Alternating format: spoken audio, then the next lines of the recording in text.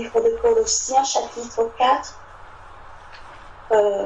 Donc c'était dans le livre de Colossiens, chapitre 2. Et en fait, en parcourant un peu, je suis allée sur le livre de Colossiens, chapitre 4, versets 5 à 6. Il dit: conduisez-vous avec sagesse envers ceux du dehors et rachetez le temps. Que votre parole soit toujours accompagnée de grâce, assaisonnée de sel, afin que vous sachiez comment il faut répondre à chacun. Et là, tout à l'heure, je suis également tombée, je crois que je me rappelle plus, où Jésus dit que nous sommes le sel de la terre. Si le sel perd de sa saveur, avec quoi la lui rendra-t-on? Et en fait, je voulais savoir ce que c'est exactement ce sel-là et comment est-ce que du coup on peut le mettre en pratique, voilà, assaisonner de sel, comment on peut, voilà, assaisonner de sel notre parole dans la vie pratique, voilà, envers les païens. Amen.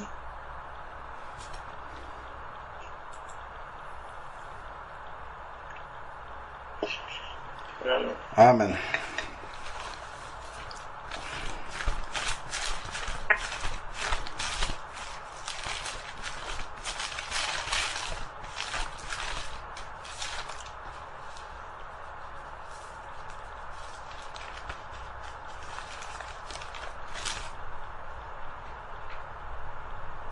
Donc, je crois le passage où Jésus parle du sel, c'est dans Matthieu chapitre 5, verset 13.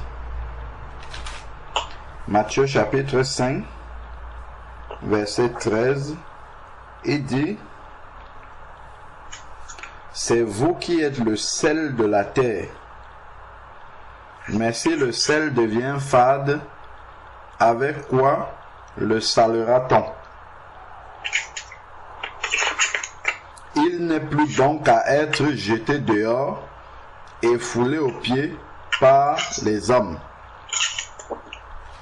Donc, il dit que nous sommes le sel de la terre.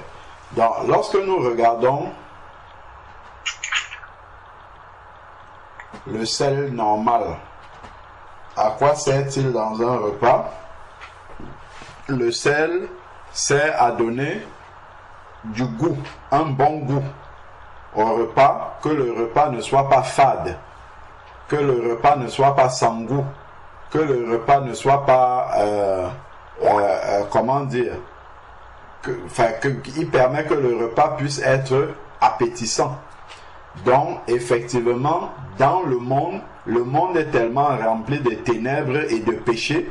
Tout ça, c'est une abomination aux yeux de Dieu. Mais c'est à cause des élus, justement, que la colère de Dieu est apaisée. C'est à cause des élus que le jugement de Dieu ne vient pas encore. C'est à cause des élus aussi que l'homme impie ne se manifeste pas encore, comme on peut le voir dans 2 Thessaloniciens chapitre 3. Le mystère de l'iniquité agit déjà, mais il faut encore que celui qui le retient ait disparu. Donc il parle de l'Église et du Saint-Esprit qui habite dans l'Église. Il faut qu'ils aient disparu pour qu'ils n'apparaissent qu'en son temps. Donc on peut aller lire, c'est dans 2 Thessaloniciens. Ça c'est l'homme impie, dans la présence justement de l'Église. Regardons un peu 2 Thessaloniciens chapitre 3.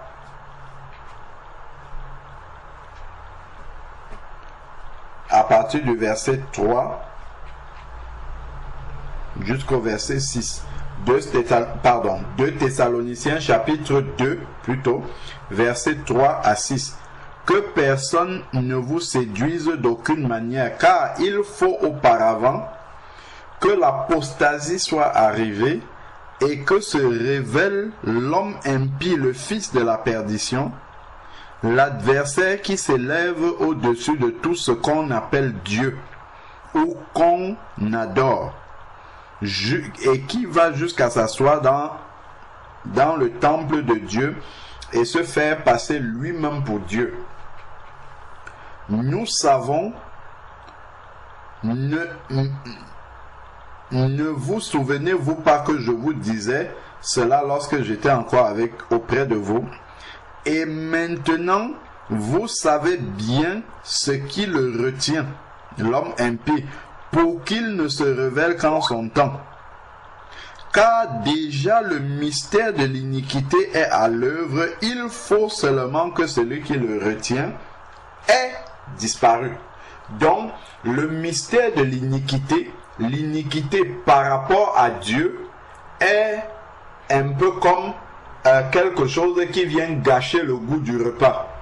C'est quelque chose qui vient rendre le repas immangeable. Et maintenant, la présence du sel qu'est l'Église vient redonner du goût. C'est-à-dire qu'il y a des éléments qui font en sorte que le repas n'a pas de goût, mais la présence de l'Esprit limite déjà, parce que on a dit que il le retient. Il le retient pour qu'il ne se manifeste qu'en son temps. Et même le mystère de l'iniquité aussi est limité.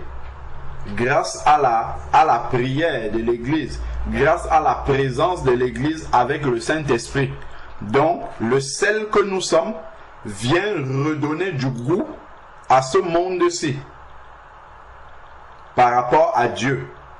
Parce que si il n'y avait pas l'Église, comme c'est dit dans Matthieu 24, mais à cause des élus, d'ailleurs allons dans Matthieu 24 parce qu'on a parlé du jugement de Dieu aussi. Allons dans Matthieu chapitre 24.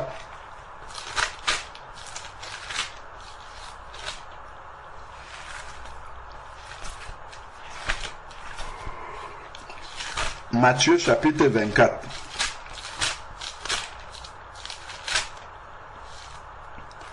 Matthieu 24.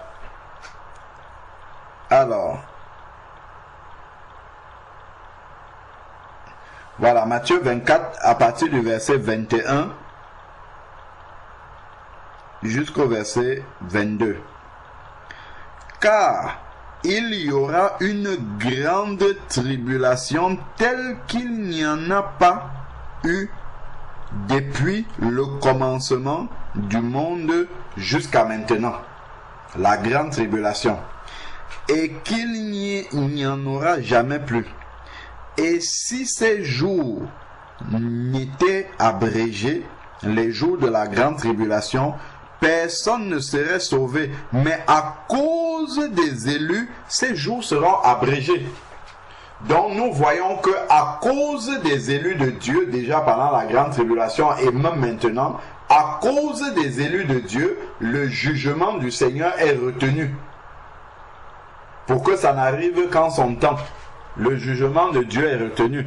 Donc on voit que Dieu ne vomit pas ce repas-là parce qu'il y a du sel dedans. Si on enlève le sel des élus, Dieu vomit ce repas-là directement, le repas que constitue le monde. Donc, le sel que nous sommes a ce rôle-là de redonner le goût au palais de Dieu, à ce monde-ci. À cause de nous, ce monde-ci a quand même une saveur, un goût pour le Seigneur. Parce que l'Église est sur place, l'Église peut intercéder, l'Église peut marcher dans la sanctification, l'Église peut chasser les démons, l'Église peut prier pour les malades. Tout ça, ce sont des choses que Dieu, qui ne sont pas pour la gloire de Dieu. L'Église est là aussi pour continuer à faire reculer les œuvres des ténèbres. Comme nous dit 1 Jean chapitre 3 verset 8, le Fils de Dieu est paru pour détruire les œuvres des ténèbres. Or, le Fils de Dieu n'est plus présent sur la terre et c'est l'Église qui continue à faire reculer ces œuvres des ténèbres-là en pratiquant les œuvres de Jésus-Christ. Donc, c'est de cette manière-là, en fait, que l'Église redonne du goût à ce monde-ci, pour Dieu. Donc, voilà le rôle du sel. Donc, en faisant des disciples, en annonçant la parole de Dieu et en faisant des disciples, les gens passent des ténèbres à la lumière et ça redonne du goût, en fait, à Dieu. Des personnes qui étaient mortes spirituellement reviennent à la vie grâce à l'évangélisation de l'Église. Ça redonne du goût. Christ n'est plus présent. Mais lorsque on voit les gens qui ne connaissent pas Christ, voient Christ vivre au travers de l'Église, montrer aux hommes comment Dieu, lui, en créant les hommes, avait prévu que ces hommes-là puissent vivre. Lorsqu'on voit l'Église vivre normalement, une Église qui marche dans la sanctification, le monde a une Bible ouverte pour voir comment est-ce que Dieu aurait voulu, lorsqu'il a créé l'homme, que l'homme puisse vivre. Donc ça fait en sorte que ça donne du goût encore à ce monde, parce que quelque part quand même, il y a une part de la volonté de Dieu qui est accomplie sur la terre grâce à la présence de l'Église, grâce au sel. Maintenant, le sel est aussi utilisé pour pouvoir conserver les aliments. Pour pouvoir conserver les aliments, afin qu'ils ne périssent pas et qu'ils ne se détruisent pas. Donc, ce monde-ci, comme on l'a dit, n'est pas encore détruit, il ne périt pas encore, parce que l'Église est encore là. C'est l'Église qui fait que le monde puisse subsister. Dès que l'Église sera enlevée, immédiatement, il y aura la manifestation de l'homme impie, et puis le jugement de Dieu ne va pas tarder à venir, parce qu'il n'y aura plus la volonté de Dieu sur la terre du tout. Donc c'est pour ça que Dieu va amener les jugements. Donc voilà un peu par rapport au rôle du sel spirituellement.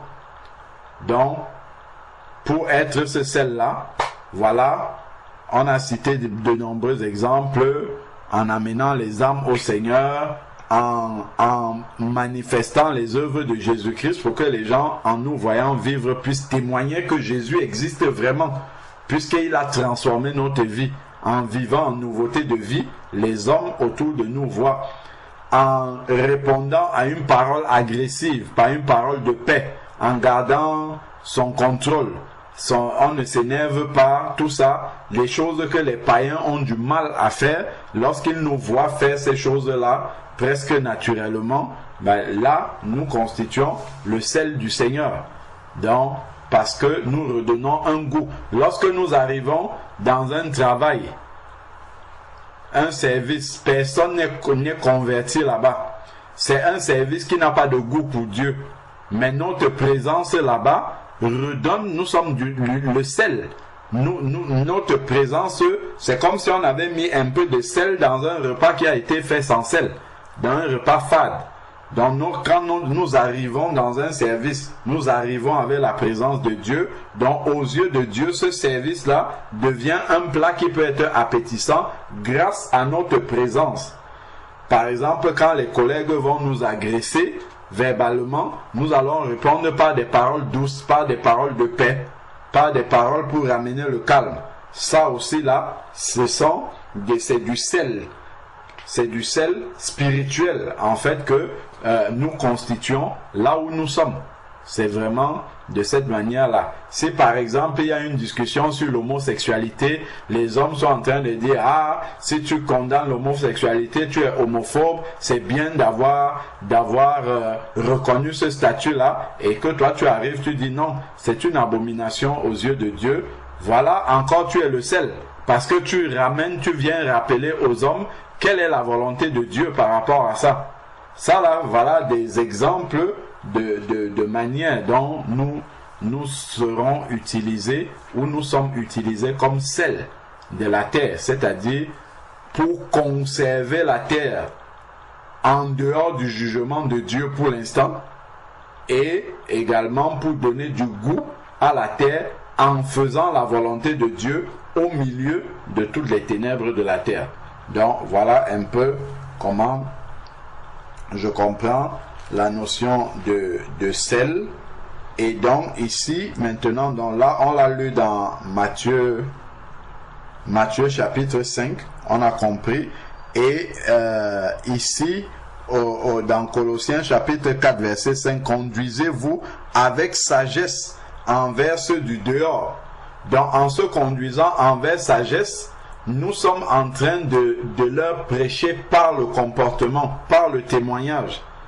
Et quand la parole de Dieu est prêchée à des personnes, ça donne du goût au Seigneur, parce que ce sont des choses que Jésus a fait à longueur de journée.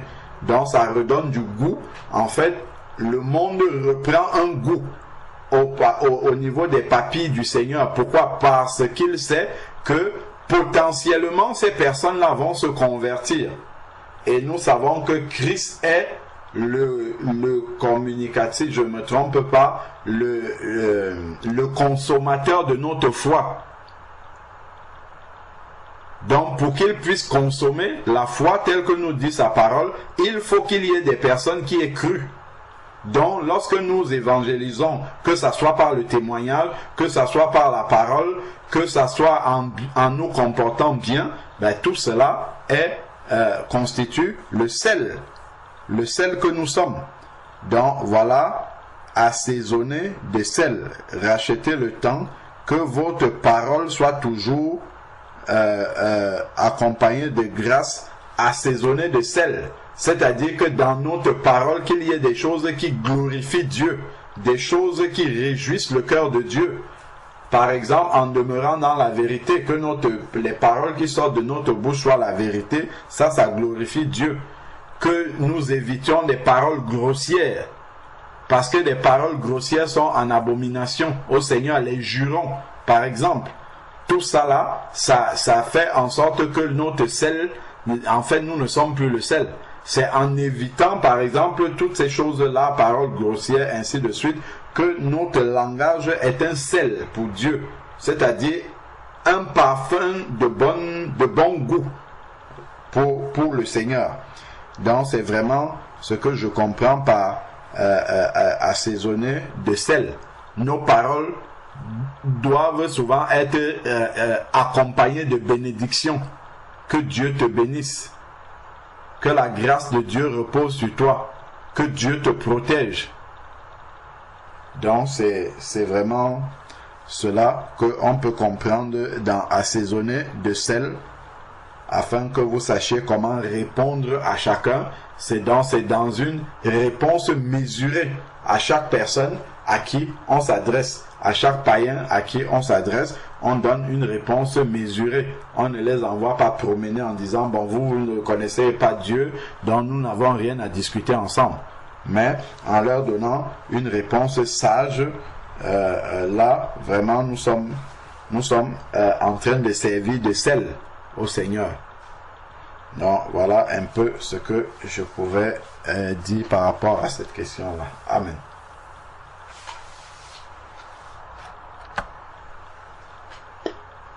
Amen. Amen. Merci beaucoup.